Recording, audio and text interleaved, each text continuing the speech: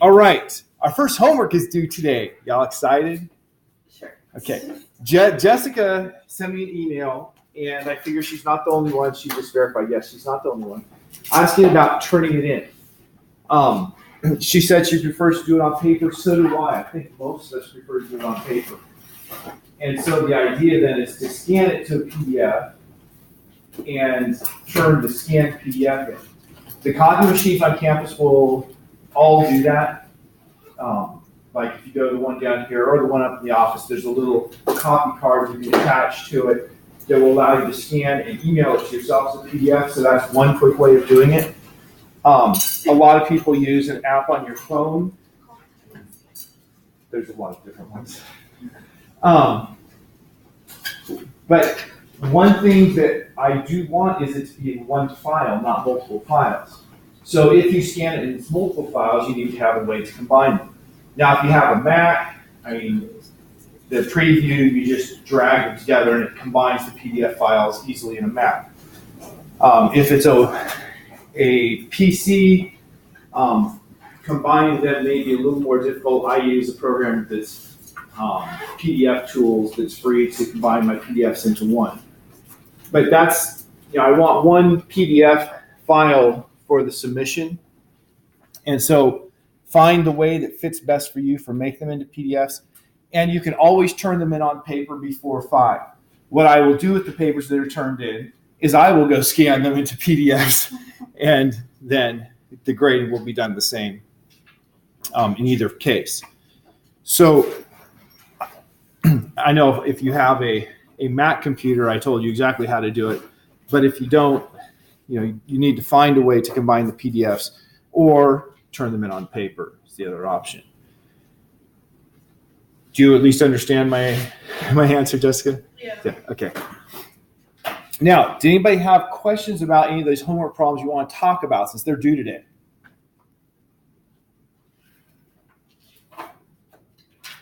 Is number 1 inertia? I'm just saying because. Oh. I don't want to answer that simply because then it takes away any chance of thought from everyone else that just like, well, it's this or it's. And so we have different answers, so we weren't sure. Is it? I have a question to follow up, Hannah. Is it based off of the definition of the question? Because you say what property resists change in motion. So if the resist change in motion is part of the definition, then that's what it is, right? If that is that definition. Now, keep in mind, this is not asking. Look up inertia. It's not inertia. It's not asking for the units. It's asking for the property. Or if we just have that same answer. It's not asking for units. It's asking for the name of the property. So if the answers are in the back of the book, is it cheating to look to? No, it's not. Assure that you should just. So all the odd answers are in the back of the book if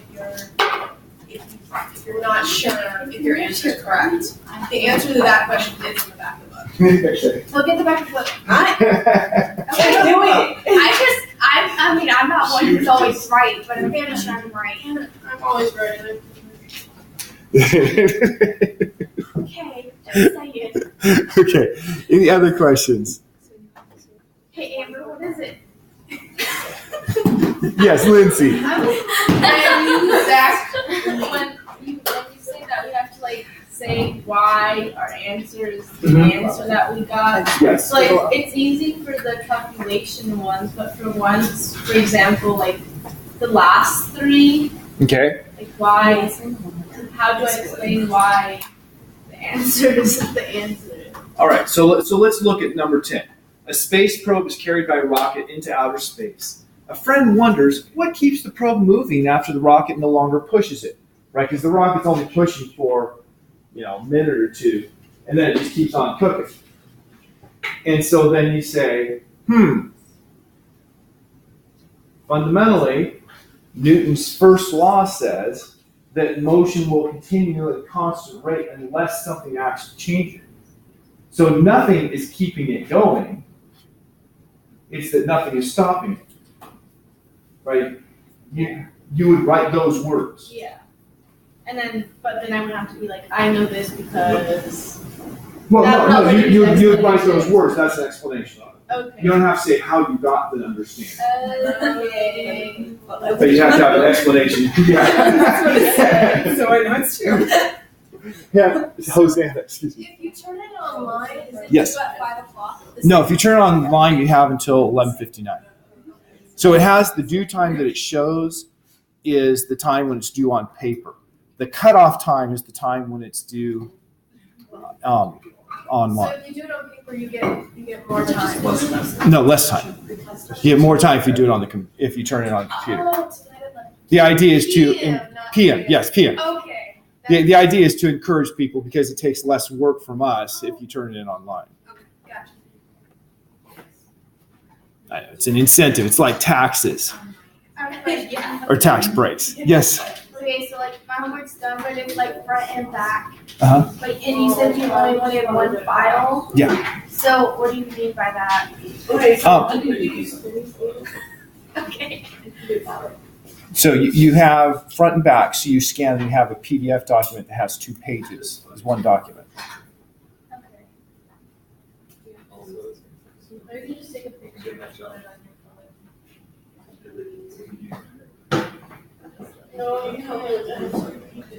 Yeah.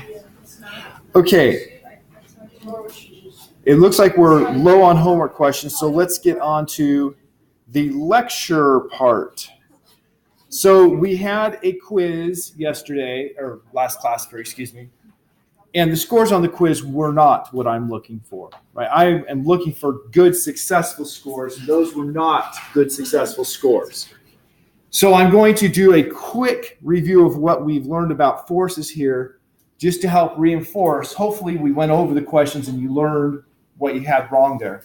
But just to make sure these ideas are reinforced here, we've been talking about forces. The importance of forces is forces are things that will cause motion to change. And forces are anything that pushes or pulls. So you should be ready for a test question. If it asks what's a force, your answer would be anything that pushes or pulls. And then I have listed here some of the common forces that we've dealt with. So we have the normal force, which our textbook calls the support force.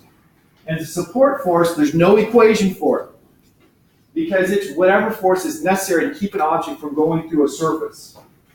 And it will be there as big as necessary until you break the surface. So I am pushing down on the ground, and the ground is pushing back on me with the support force to keep me from falling through. And it's just going to balance whatever I'm pushing down on it. The direction of that normal force is always coming directly out of the surface. So from the tabletop, like if you look at Bryson's milk, there's a support force from the tabletop of Bryson's milk that's pushing directly up, because that's the direction out of the surface. And as I gave an example, if I push on this, the support force from this, the normal force from this, is coming directly out of the surface, which is horizontal toward you guys. Another force is the force of gravity. I probably should put that first because that's the one we deal with every single day. I want to get out of bed, I have to fight gravity. I sit down, gravity helps me get down there. Got to get up, I got to fight it again. Gravity is an attractive force between the earth and everything on the earth that has mass. So we have that idea of mass, how much matter is present. The force of gravity depends on that. So mass is actually very strongly related to 2 things. Number 1, to inertia. The more mass something has, the more inertia. Mass of the kilograms are the units of inertia. But mass is also telling us about the force of gravity. The more force of gravity, the more matter, the more force of gravity. And so the force of gravity is just the mass times the acceleration of gravity, g. So if I have a mass of 100 kilograms, that's the standard unit for mass, then the force of gravity on me, given that the acceleration of gravity is 9.8 meters per second squared, is going to be 100 kilograms times 9.8 meters per second squared, which is 980 Units would be kilograms meters per second squared. Did I tell you what those units come out to be? We have a simple way of saying kilograms meters per second squared. It's a Newton, named after Sir Isaac Newton.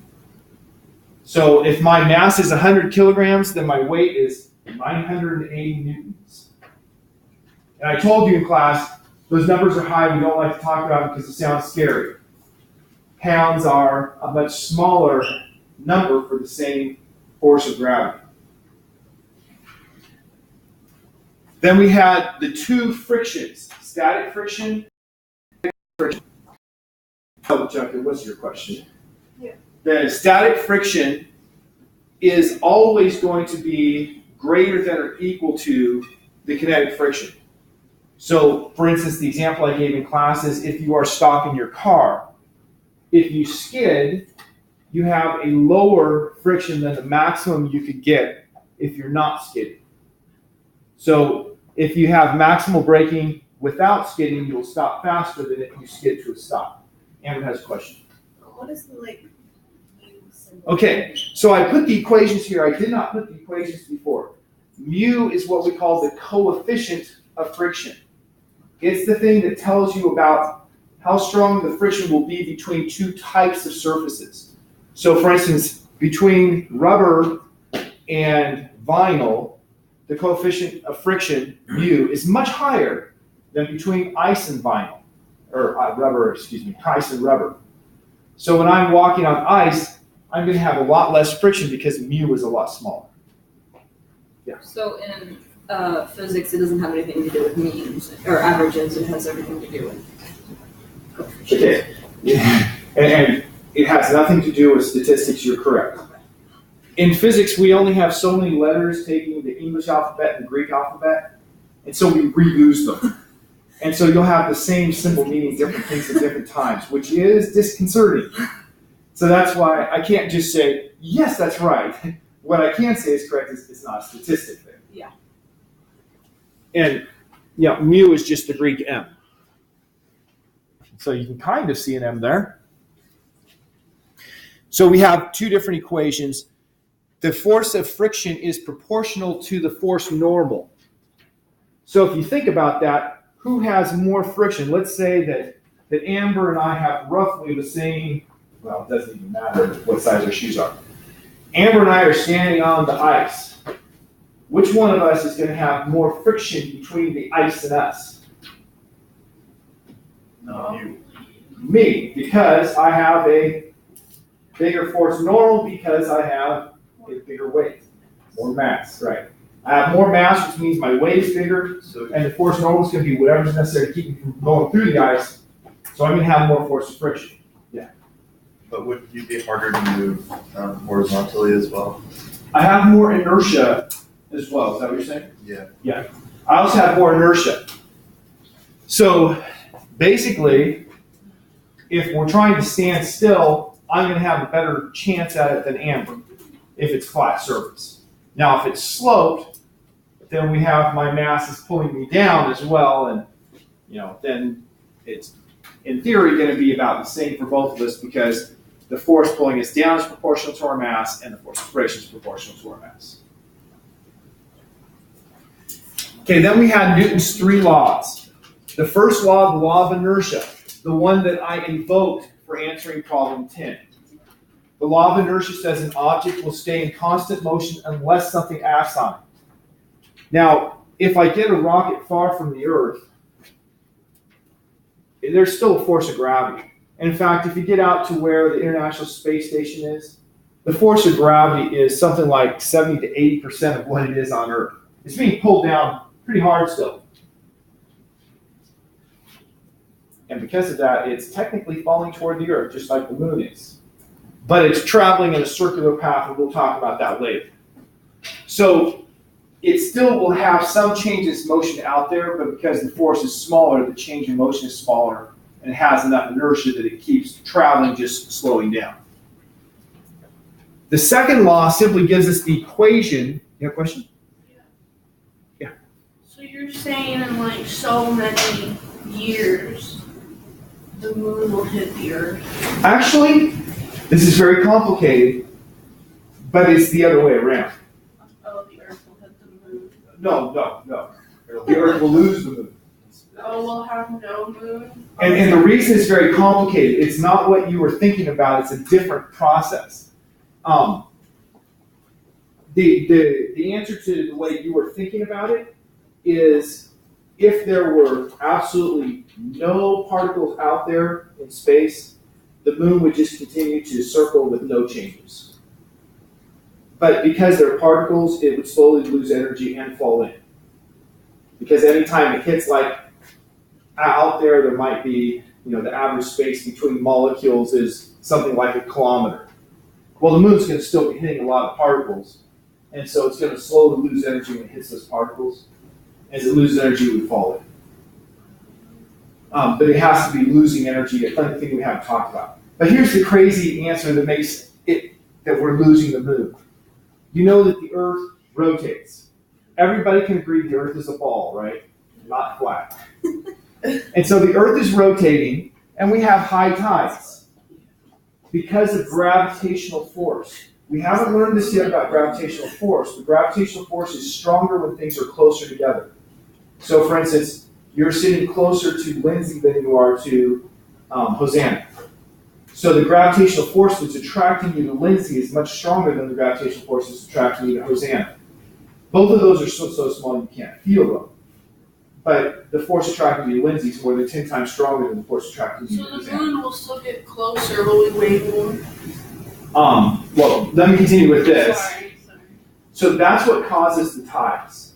The water that's on the side of the Earth closer to the moon is being pulled harder by the moon, and thus it pulls away from the Earth.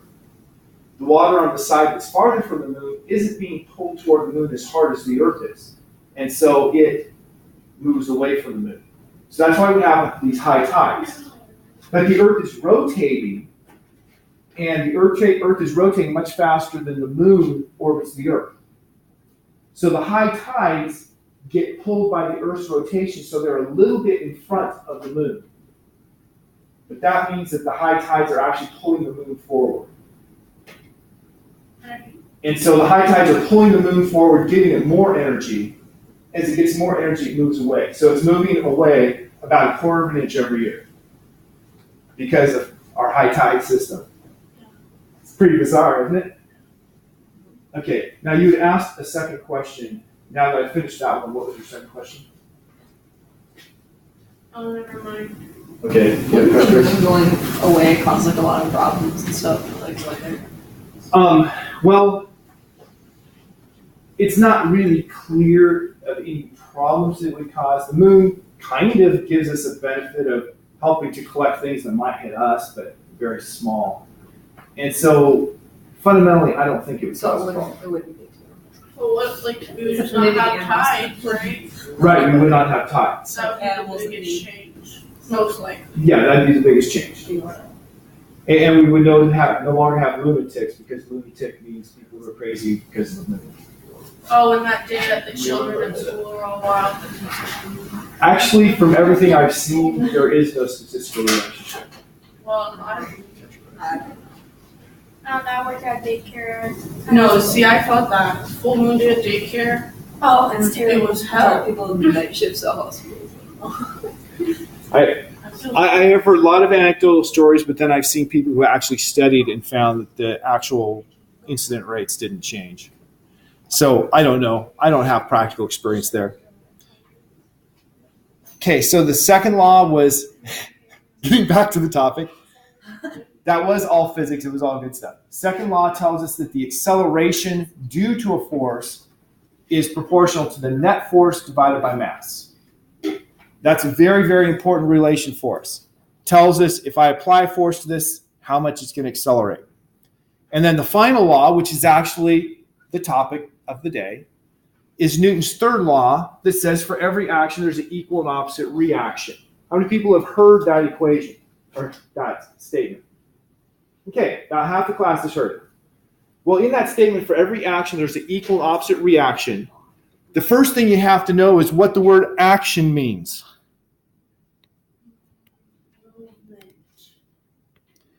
Force. Force is the correct answer. Oh, yeah. So for every force, there is an equal and opposite re-force. So the re-force, that reaction, is a force that's a response to the initial force. Equal means they have the same magnitude. So that says if I push on this banana with a force of 2 newtons, it's going to push back on me with a force that's exactly equal to 2 newtons. Equal, right? Opposite is talking about the direction. So if I push up on the banana with 2 newtons, its force on me is down with 2 newtons. So equal and opposite force. Now let's suppose that I'm fighting somebody, which I don't do. It's just not in my nature. And so, hey, stand up, Bryson. I'll punch you. Not really. Not really for the recording. So we're here and I punch him. And I hit him right here in the forehead. And let's say that I put a force of 500 newtons there on his forehead. I don't know if that's big or small. Does he put a force on my fist? Yes. How strong? 500 newtons. It's going to be exactly the same force. Now, when I do that, his head is really strong, much stronger than the bones in my hand. So I'm probably going to break bones in my hand by punching him in the forehead. Right? That's kind of dumb to punch somebody in the forehead, which is why I chose there instead of somewhere softer. Because I didn't want it to look like I'd be abusing somebody. But it's going to be the same force. My hand is going to break because it's not strong enough to withstand that force. But it doesn't make the force on my hand any lower than the force on his head because my hand broke. So, punching people in the forehead, really, really dumb. Even dumber, headbutts. In movies and TV shows, you see people headbutt all the time. And you see them do stupid things like headbutt this part of the forehead against the same part of the forehead on another person. You know, that's like taking 2 hammers and banging them against each other. Both of them are going to have a strong shock. You can give each other concussions. Did anybody come out the better on that? No. Now, if you're going to do a headbutt, you want to choose the hard part of your head and the soft part of their head. Like maybe their nose and mouth area. If you hit their nose and mouth with your forehead's stronger than their nose and mouth, and you're going to break stuff on them. Also, there is the concussion factor. If you're doing it, you're going to have all your muscles tight, and your head's not going to snap as much, which means you're not going to have as much recoil and not as much damage to the brain. But fundamentally, it's the same force to both people. Both are going to feel the same pain. It's a really dumb move that you see in TV and movie all the time, and I just can't imagine somebody doing that in real life unless they're in an absolute desperate situation. This is the only way I might startle my opponent. So, Newton's third law, for every action, there's an equal and opposite reaction. We'll have lots of questions relating to that. So this slide is a slide you've already seen, just reviewing that equation, the net force, the mass and the acceleration have the relationship. So if you have a large net force, you'll have a large acceleration. If you have a large mass, that will make the acceleration smaller. A question that you've all been through, a 5 kilogram iron bar and a 10 kilogram iron ball are dropped from the Leaning Tower of Pisa. How, assuming negligible air resistance, right? So we're making this approximation, this general physics approximation of no air resistance. How do the accelerations of the balls compare? They're the same, right? What if we don't ignore air resistance? Because we had students ask this question both ways for potential test questions, last class period. If you don't ignore air resistance, then the 10 kilogram will have more, will fall faster. Yeah, the 10 kilogram one is going to have a larger acceleration if we don't ignore air resistance, because the air resistance is going to be smaller compared to its force. So here is an example where you simply cannot ignore air resistance. If you have a parachute, the whole point of the parachute is to make that air resistance huge, right? So that your fall speed is slow enough that you can safely land without injury. So you have that big canopy to make a big air resistance. I went skiing for the first time in a dozen years over Christmas break. And I was once again reminded of air resistance when you're skiing. When you're skiing and you stand up, that air resistance can be pretty extensive. Now, at my age, I don't get into a tuck very often. Very often means never. But if you get down into a smaller cross section, if you're not pushing as much air, it makes a significant difference on the speed you can release. So air resistance is a real thing, and it's something that in real life we have to be aware of. And it's because of air resistance that we have terminal velocity and maximum speed for a falling object, such that, at least I'm told, squirrels, anything like squirrel or smaller, is impervious to falls. A squirrel can fall out of a tree and hit the ground and go running. Why? Yeah, my wife said, I've seen a squirrel fall and get hurt. So apparently squirrels are at the limit. But the reason is because their downward force due to gravity, mg, and their upward force due to air resistance are going to make their terminal velocity slow enough that impact should be non-lethal. Yes. The way that you have it worded on the slide is kind of confusing. When it says non-free fall occurs when skiing on a falling subject. The picture is covering words. It's two forces act on.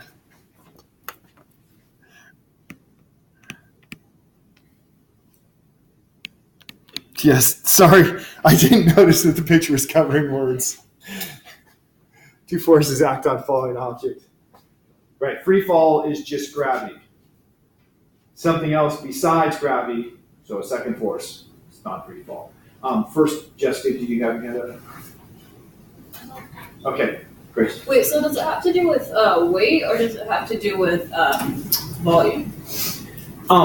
The resistance force, air resistance? Yeah, with the air resistance. Air resistance force is really complicated. We're not going to go through it here, but it has to do with the cross-sectional area. That is the size that is seen by the air as you go through. So if I'm going through the air this direction, then it's this area of my body. Whereas if I'm going head first, then it'd just be the area you see if you look from above. So I would have much less air resistance if I'm going head first than if I'm going, spread eagle. So it doesn't have anything to do with weight, does it?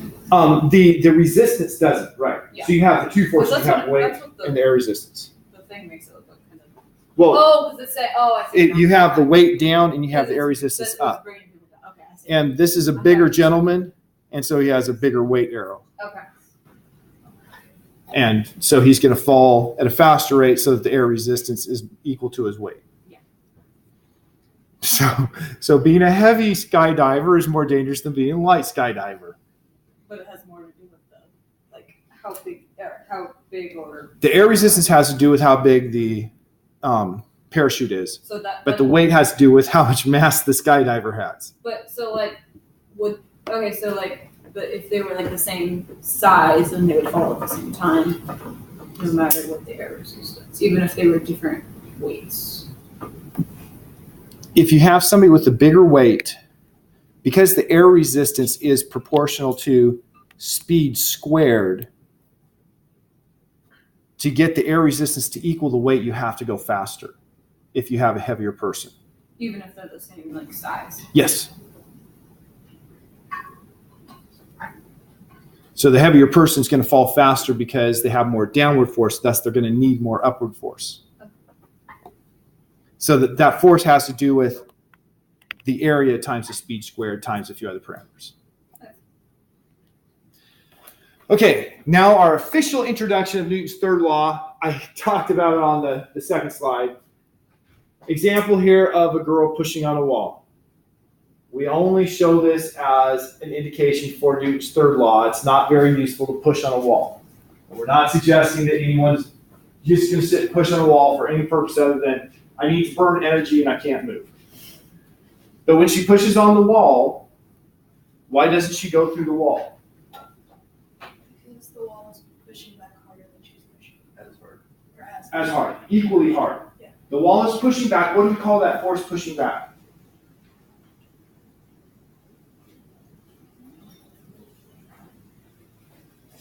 Would you like the woman there?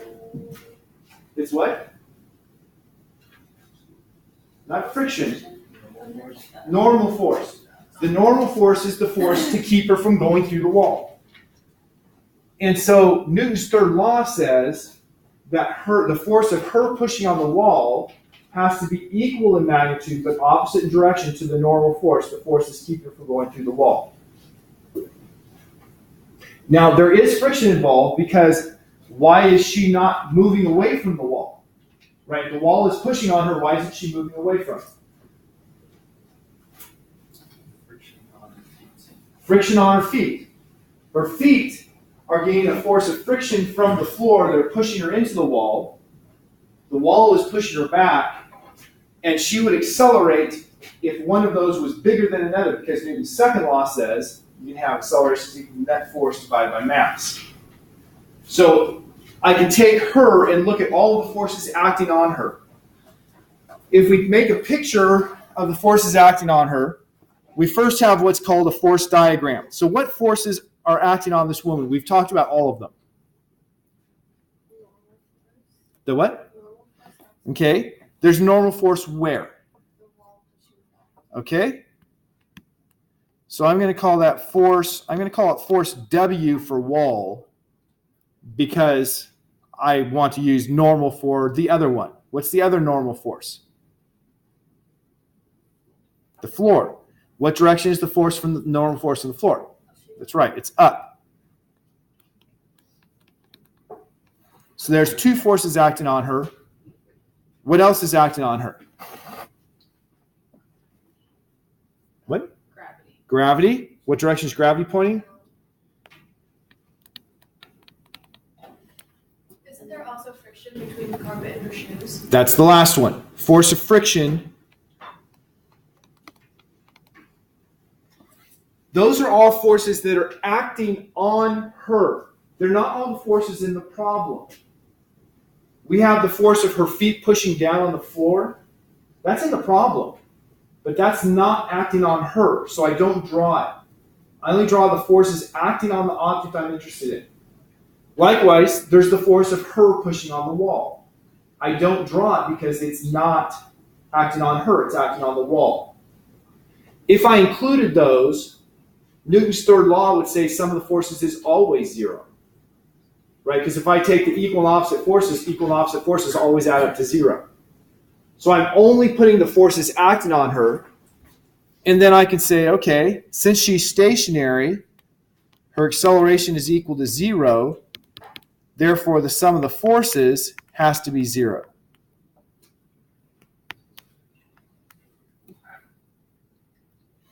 And so I can use that to say, well, in the vertical direction, I'll treat the vertical direction completely separate from horizontal. In the vertical direction, sum of the forces in the vertical direction is equal to the force normal. Notice the force normal is pointing up. I consider up and to the right positive. So force normal is up. Force of gravity is down, so that's a minus. So that's the sum of the forces in the vertical direction. And that's equal to, according to Newton, mass times acceleration in the vertical direction, which is zero. And now I can make an equation for force normal. In this case, because the only vertical forces were the normal and the gravity, the force of gravity must equal the force normal in magnitude. Remember, magnitude means how big the number is. And then I could do the same thing in the horizontal direction. Sum of the force is horizontal. I said the positive direction is to the right, so the force wall is positive, and the force of friction is negative.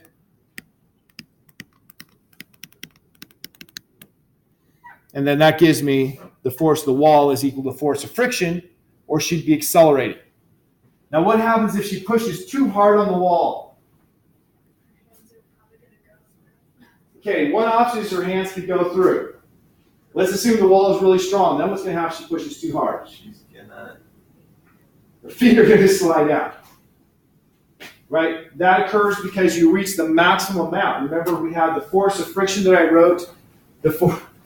I actually did this once by accident with an actual marker. the force of static friction is less than or equal to mu static times force normal. If she pushes hard enough that the force of the wall is bigger than that, then her feet are going to slide and she falls down. So the force of static friction will be equal to whatever's necessary until you reach that limit, and then it fails. So the force of static friction is less than or equal to, what was the other half? Okay, this is the coefficient of friction here, and S for static, So and then the force it's normal. That's the mu thing. That's mu, right. Okay. We've already talked this to death.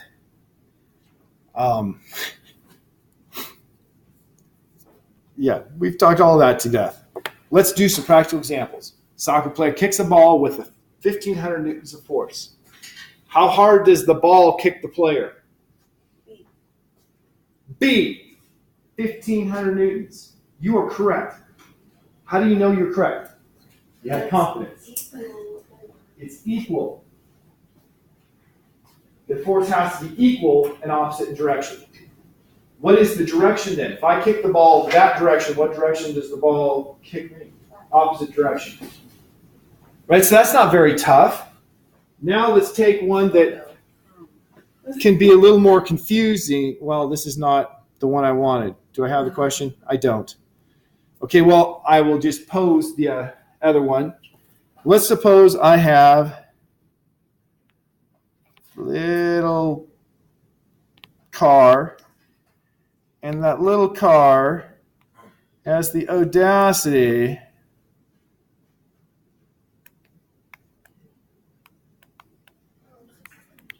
to hit a big truck.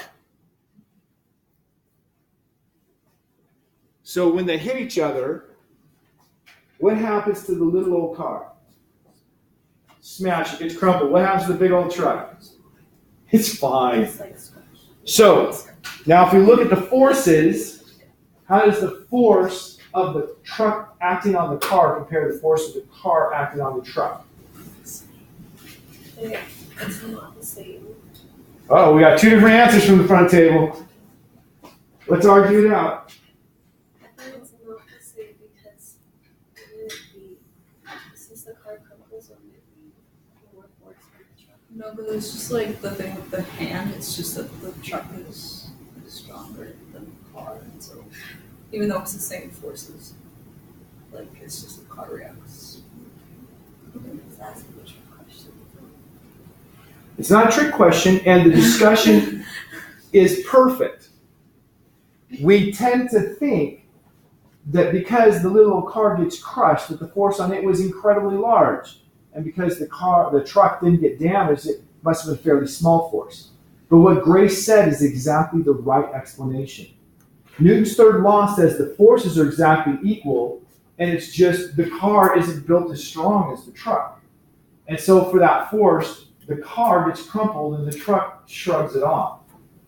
So it's the strength difference of the vehicles that made the difference here, not the size of the force. So strength in general doesn't. That's the maximum force it can withstand. But strength doesn't affect force. It actually does. The force would have been larger if the car didn't crumple. But both of them went down because the car crumpled.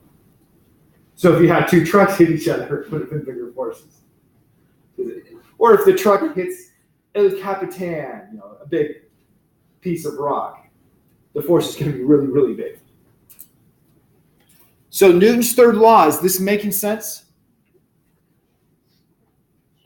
Sure. Nice answer. Oh, I should stay on this. I haven't talked about this slide yet. One of the important things that we want people to be able to do in physics is to be able to identify action-reaction pairs. And so action-reaction pairs have to act between the same two objects, and they need to be in response to each other. And it can get complicated and confusing, even though it seems simple. So let's start with something simple here. A tire pushes on the road. The tire pushes on the road, and the road pushes back. We have the force of friction pushing back. That's what makes a car move. If you ask what force makes a car move, it's the force of friction. And people will say, wait a minute now, isn't it the engine? Well, if I take a car with a perfectly working engine and I put it on ice, I can sit there and spin the wheels a lot and not move. Right? The engine's doing its thing, but the car's not moving. So it's not the engine that's making it move. The tires need to push on the ground and have the ground push back. And pushing back is what makes the car move. By the way, since it's snowy out and you guys know it's supposed to snow a bunch more this weekend, it might snow some tonight and we'll have somewhere between 4 to 8 inches, they say. Now, remember weather reports. Tomorrow they can say no snow over the weekend. It's also supposed to be really cold. They're predicting the coldest game ever at Arrowhead Stadium for their playoff game this week. So with this in mind, let's say you have a four-wheel drive car. What's the benefit of the four-wheel drive car in snow? All wheels are. Friction.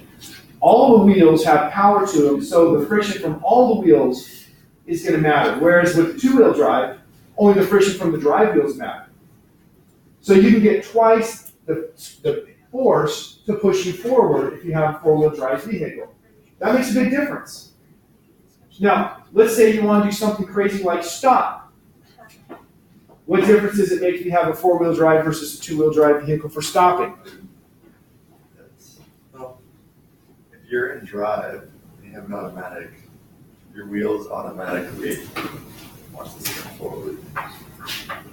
I don't know. Yes, but for stopping. I don't know but like stopping is worse because I have a four-wheel drive vehicle, but turning is a lot harder. At least. I don't know why. Yeah. But turning's Wait, harder. in a four-wheel drive car or in a When it's in four-wheel drive. really? Yeah. That would depend on your differential. Because if the tires are locked so that they're rotating at the same speed, then of course you have, when you're turning, it's a different distance for one tire than the other. That would make a difference. It could also just be the mechanics of your car. But in general, we say stopping, having four-wheel drive versus two-wheel drive doesn't matter because you're braking on all four wheels in all cars. Yeah. And so they're all four-wheel stop. And so people with four-wheel drive tend to think, I can drive faster because I'm four-wheel drive. Well, you can get going faster, but you're not going to stop any faster. So just because you have a four-wheel drive, Hosanna, doesn't mean you can go that crazy and drive fast. We are thinking of getting a four-wheel drive for our house in Colorado because we had to chain up to get from the road into the garage because our driveway goes uphill. And four-wheel drive would have been no problem. Okay, second one, rockets. This is going to be the beginning and ending, I believe, of our rocketry experience. Rockets, has anybody ever looked into how a rocket works? Watched, let's say, October Skies or anything like that? Or October Sky, whatever the name of it is. No? It's actually really funny. This is leading into our next topic, actually. The New York Times published an editorial written by one of their editors, not by some yokel, talking about how Robert Goddard, I think it's Robert, was just stealing taxpayer money with his foolish ideas of making a rocket that could work in outer space. Because he said, as everybody learns in high school physics, it doesn't work. He was wrong. So let's talk about how a rocket, obviously he was wrong, that rocket still works. How a rocket works is you have a fuel. That fuel could be a solid fuel or it could be a liquid fuel. So like on the space shuttle, they have two big canisters that are filled with liquid fuel that then they funnel into a rocket. They also have a solid rocket booster, so they have both types. The solid rocket booster is the type that you use if you do model rocketry. Has anyone here done model rocketry? You guys are lucky. Wow, most of you. When I was a kid, the high school kids were doing their mama rocks, and I was like, ooh, I don't want to do that. But we were poor. We couldn't afford those kinds of toys. But you have these little rocket engines that look like M80s. And it has a fuse on it. You light the fuse and it burns. And when it burns, the solid material then goes flying out really fast. And when it goes flying out really fast, it's being pushed out by the rocket. But since it's pushing that material out, that material has to push back with an equal force, pushing your rocket forward. So the rocket engine is pushing fuel out, but by Newton's third law, equal and opposite force, that fuel is pushing the rocket forward. So that's how a rocket actually works. And it'll work in vacuum because that's all you need. When you're lifting weights, equal and opposite forces. If I pull on the weight, it's pushing on me, or same force. I will introduce the words momentum. Today's topic was Newton's third law and momentum. So here, I introduced momentum. Momentum is what every team that's still alive in the NFL playoffs has going on. What does it mean to you when I say that the New England Patriots have a lot of momentum going into Kansas City? It's a different thing than power. Power is a physics word, so we got to protect that word. Okay. But you're probably thinking in the right area, but the physics words have special meanings. Anyone else? They're doing really good. Okay, they're doing really well. They're going to be really. They have an advantage. They're winning. They're winning. Have an advantage is kind of. It's not an advantage. It's not an unfair advantage, at least. But they're going to be hard to stop, right? That's the idea you guys are working on. They're going to be hard to beat. Hard to stop is what momentum is all about. Something with more momentum can be harder to stop. Something with less momentum is easy to stop. The Raiders had a lot of momentum. It was just in the wrong direction. Yeah, it was hard to stop them from losing. By the way, for those who are paying attention, after saying they definitely wouldn't be playing in Oakland this year, the Raiders are now like, well, maybe we will play in Oakland. So momentum, this thing that's measuring how hard it is to stop something, is going to have to do with mass, because mass was the measurement for inertia. Inertia was the resistance to change in motion. And so momentum, this thing that's measuring how hard it's going to be to stop something, is the mass of the object multiplied by its velocity. Now, velocity is the special word that means speed with direction. So the Raiders have a lot of momentum. It was a backward momentum, a losing momentum. Whereas the Chiefs also have a lot of forward momentum. They're also on a winning streak. Like I said, every team in the playoffs has to be on a winning streak at this point. So that's where we'll stop today, just by introducing momentum is mass times velocity, and it's how hard it's going to be to stop an object. So yes, remember returning your potential test questions. I did return labs, the quiz, and potential test question forms in your boxes out here. And also they're all uploaded on Moodle except for the quizzes. I didn't upload the quizzes because I didn't want people to cry. It was that bad. Thank you. You too, Jessica.